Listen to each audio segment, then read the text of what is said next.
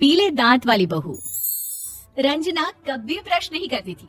उसे कितनी बार उसके माँ बाप ने डांटा, लेकिन उसका कोई असर उस पर होता ही नहीं था, जिस कारण से उसके दांत पीले पीले हो जाते हैं। शादी के बाद। अरे बहू, वैसे तो तुझ में कोई कमी नहीं है, पर तेरे दांत दांत इतने पीले कैसे हैं बेटा? कैसे है मतलब? कुछ सर्जरी थोड़ी ना कराई है। वो तो क्या नाम, मैं ब्रश नहीं करती थी तो पीले हो गए। अब क्या करूं? आप कहे तो लाल करवा लूं या फिर काले? यार ये क्या है, क्यों माँ से लड़ रही हो?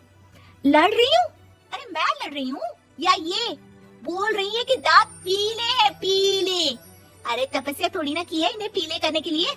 बकायदा ब्रश नहीं किया है 20 साल तक, तब जाकर। छी, कैसी बात कर रही हो? ये उस वक्त तो पीले नहीं थे जब हम लोग तुम्हें देखने आए थे। अरे तब साफ करवा लिया होगा डेंटिस्ट के पास जाकर। अब देखो कैसे पीले पीले लग रहे हैं। रंजना सास की तरफ गुस्से से देखती है। फिर शुरू हो गई पीले पीले पीले।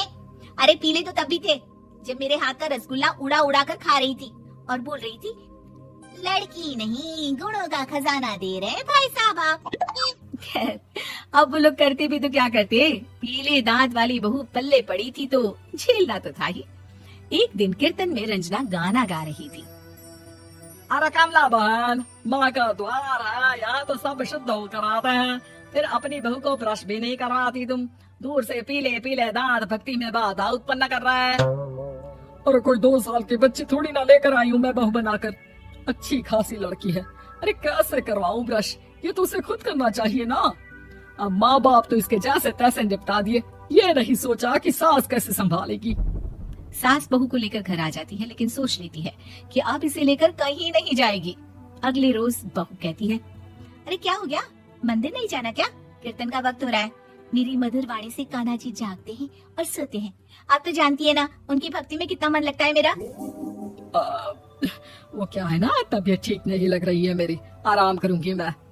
तबीयत ठीक नहीं लग रही? अभी तो मिथुन के गाने पर नाच रही थी आप, और अब बोल रही है कि तबीयत ठीक नहीं लग रही। अरे भक्ति में मन लगा लो सासू माँ, ऊपर जाना है, क्या मुंह दिखाओगी आप? हाँ? सास को बहू की बात पर गुस्सा आ जाता है। मैं क्या मुंह दिखाऊंगी, इसकी चिंता तो ना कर, समझी? अपने मुंह की चिंता कर, जो ये पीले पीले दांत लेकर हर जगह पहुंच जाती है। पता है लोग कितना मजाक बनाते हैं। ना जी ना, मैं नहीं जाना कहीं तेरे साथ।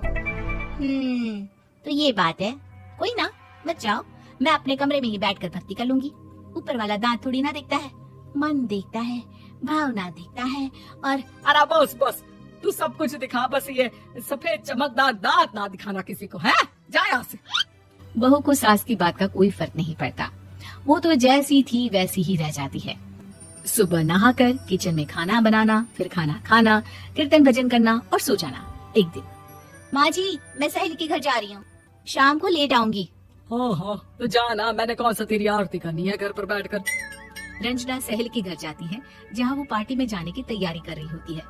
अरे शिखा, कहाँ जाने की तैयारी कर रही है? मैं गलत वक्त पर आ गई क्या? अरे नहीं यार, उल्टा सही वक्त पर आई है। मैंने ये साड़ी और ज्वेलरी निकाली है यार, शाम को इनके ऑफिस की एक पार्टी में जाना है। बताना कैसा लग रहा है ये सब? नहीं यार, इस ड्रेस के साथ तो वो वाली ज्वेलरी अच्छी लगेगी। हाँ हाँ सही बोल रही है, मैंने ध्यान ही नहीं दिया। वैसे तो हमेशा से मस्त फैशन सेंस रखती है, तो बड़ा जाती होगी ना पति के साथ पार्टी में। रंजना कुछ नहीं बोलती, बस सोचती है कि यार काश ये बात सही हो जाती, पर मैं क्यों नहीं जाती पार्टी में?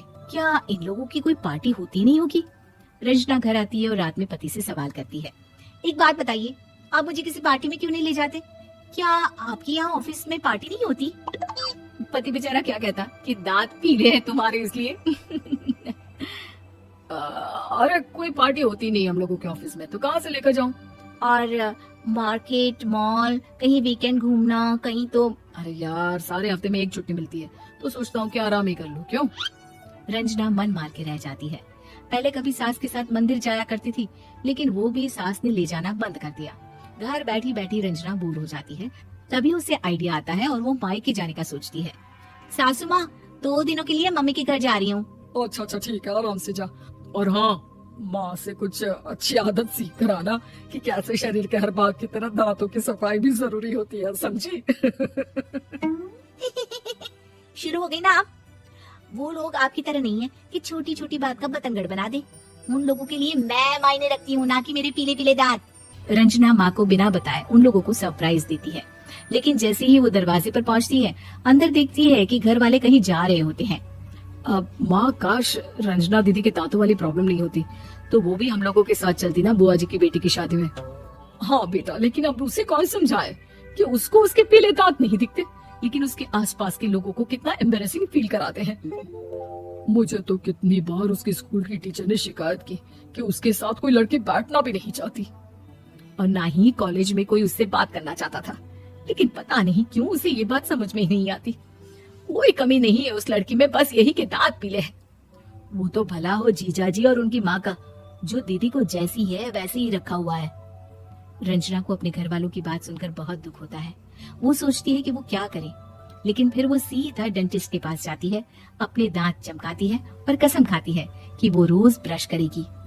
अरे क्या हो गया, तुम तो 2 दिनों के लिए गई थी ना, पर कोई ना, अच्छा है चलो आ गई तो। रंजना सास के सामने आकर खड़ी हो जाती है और पूरी स्माइल करती है, उसके चमकदार दांतों को दिखाती हुई। चले मंदिर। माँ मुझे माफ कर दीजिए, मैंने आप लोगों को बहुत एम्बेरसिंग फील करवाया। मैं आज से रोज ब्रश करूंगी।